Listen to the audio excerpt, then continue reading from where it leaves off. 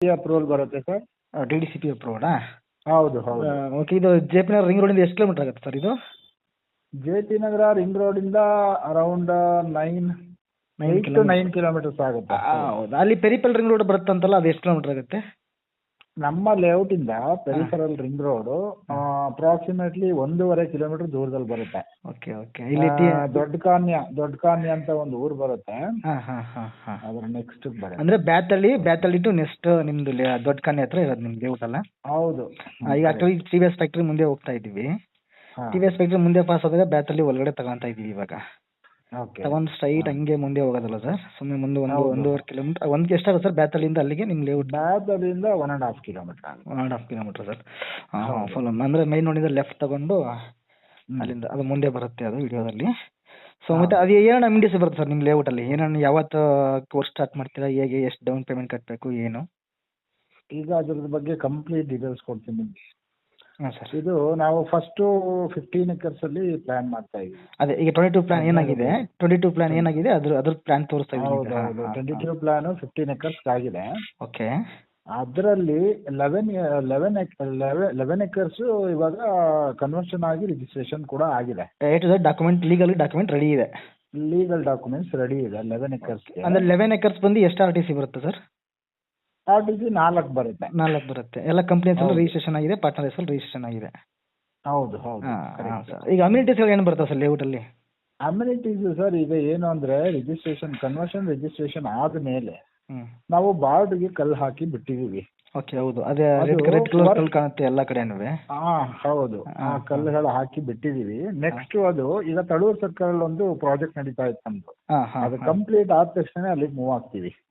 Around 1.5 month ಅಲ್ಲಿ ನಾವು ಕೆಲಸ ಶುರು ಮಾಡ್ತೀವಿ. ವರ್ಕ್ ಶುರು ಆಗುತ್ತೆ.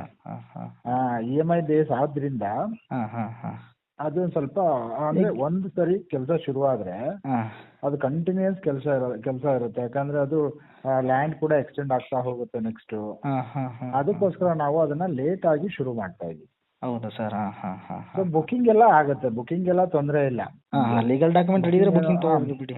ಹೌದು, ಬುಕಿಂಗ್ ಏನು ದೊಡ್ಡ ಕಣ್ಣೆ ರೋಡಲ್ಲಿ ಹೋಗ್ತಾ ಇದ್ವಿ, ಒಳಗಡೆ ಲೆಫ್ಟ್ ತಗೊಂಡು ಇವಾಗ ಮುಂದೆ ಬಂದ್ರೆ ಒಂದು 1/4 ಕಿಲೋಮೀಟರ್ ಮುಂದೆ ಬಂದ್ರೆ ಲೇಔಟ್ ಬಂದಿದೀವಿ. ಸೊ ಹಿಂಗಾಗಿ ಇಲ್ಲಿ ಅದು ಸರ್, ಈಗ ಡೌನ್ ಪೇಮೆಂಟ್ಗಳು ಹೇಳ್ಬಿಡಿ ಸರ್. ಏನು ಡೌನ್ ಪೇಮೆಂಟ್ 2030 ಎಷ್ಟು, EMI ಎಷ್ಟು ಬೀಳುತ್ತೆ, ಎಷ್ಟು ವರ್ಷ ಅವಧಿ? ನಮ್ಮ ಹತ್ರ ಸಿಗುವಂತ ಮೆಜರ್ಮೆಂಟ್ಸ್ 2030. ಹೇಳಿ ಸರ್, ಮೆಜರ್ಮೆಂಟ್ ಹೇಳಿ ಸರ್. ಈಗ ನಮ್ಮ ಹತ್ರ ಸಿಗುವಂತ ಮೆಜರ್ಮೆಂಟ್ಸ್ ಅಂದ್ರೆ 2030, 3040, 3050 3 ಮೆಜರ್ಮೆಂಟ್ ಸಿಗುತ್ತೆ ನಿಮ್ಗೆ. ಇದು ಡೌನ್ ಪೇಮೆಂಟ್ ಹೇಳ್ಬಿಡಿ ಸರ್. 2030ಗೆ 1.5 ಲಕ್ಷ ಡೌನ್ ಪೇಮೆಂಟ್ ಇರುತ್ತೆ. 5,000 ರೂಪಾಯಿಯಿಂದ EMI ಶುರು ಆಗುತ್ತೆ. ಓಕೆ, ಎಷ್ಟು ವರ್ಷ ಕೊಡ್ತೀರಾ ಸರ್ ಅವಧಿ? 3 years ಡ್ಯೂರೇಷನ್. ಈಗ 30-40ಗೆ ಸರ್? 30-40, 30-50 30-40ಗೆ 2 to 3 lakhs. Okay sir. 30-40 ಮತ್ತು 30-50ಗೆ ಎರಡಕ್ಕೂ ಸೇಮ್ ಡೌನ್ ಪೇಮೆಂಟ್ ಇರುತ್ತೆ. 2 to 3 lakhs ಇರುತ್ತೆ.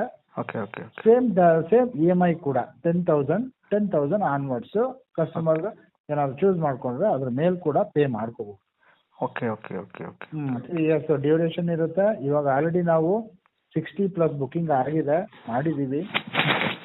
EMI ಅಂದ್ರೆ ಮ್ಯಾಪ್ ಅಲ್ಲಿ ಏನು ಎಲ್ಲೋ ಮಾರ್ಕ್ ಆಗಿದೆ, ಎಲ್ಲ ಸೋಲ್ಡ್ ಔಟ್ ಆಗಿದೆ.